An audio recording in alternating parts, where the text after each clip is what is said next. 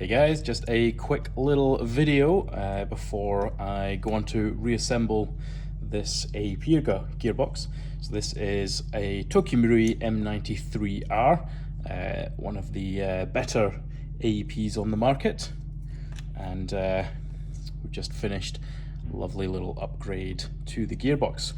So this is my custom motor, and we're just gonna double check that everything works. So we have a Perun MOSFET, this tiny little thing here, but a glue-lined heat shrink to protect that and stop any of these kind of cables from flexing and breaking.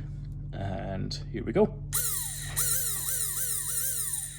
Very nice.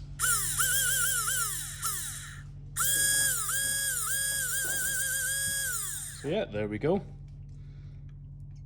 All nice and working, so we can reassemble this and see how it goes.